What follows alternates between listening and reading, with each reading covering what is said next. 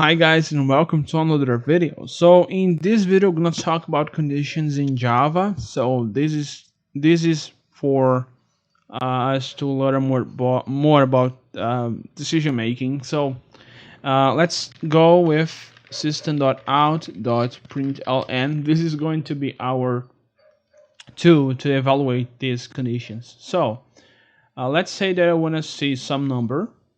Just let's 8 this way, and I run this and you guys can see 8. Okay, so this is very simple. We didn't do anything here precisely, but there's other kinds of stuff that I forgot to talk about or to mention. Well, for instance, booleans. Booleans are a special kind of data type that is very essential when it comes to decision making. And we're gonna run it. We're gonna run in some cases with this. Okay, we're gonna encounter a lot. So let's say that I wanna print a condition. So is 8 equals to 8? So as you guys can see, we have this equal sign, which is used for assignment. So in mathematics, we have the equal condition. So let's say that I want to see if 8 is equal to 8. But by doing this way, I'm assigning 8 to 8. This is not what I want. I actually want to see if 8 is equal to 8. So to do that, we need to add another equal sign here. So now we have the desired output. So if we execute, we see true, which is a new word for you guys here, but this means that this condition is true basically. So when we run a certain method or condition, sometimes we need to have a criteria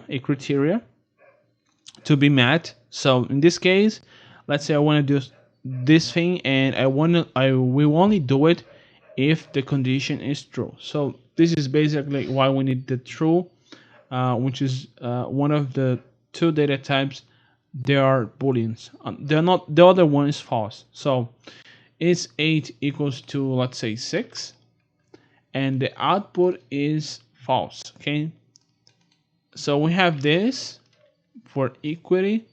We also have, as you guys know, this is 8 less than 4.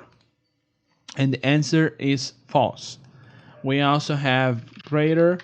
Okay. We have this one. Let's execute, and we see true. 8 is greater than 4, and so on. So we also have greater or equal, as you guys can see here. Because I'm forgetting something. Okay, is here. It's after the sign. Okay, so we have true as well. So this is basically, I'm gonna list all of those here. Okay,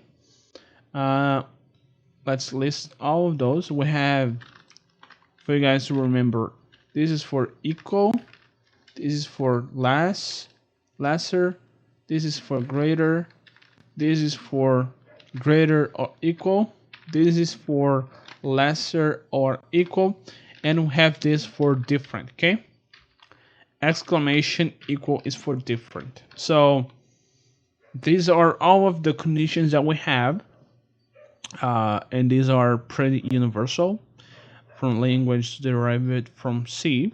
So let's see if out.println, let's say if 3 is different than 3.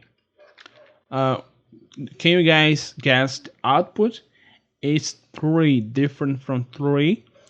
And the answer is false. Okay, because 3 is equal to 3. So you guys can see that it's kind of confusing, but this is actually very important to distinct. Okay, so thank you guys for watching this video. See you guys next time.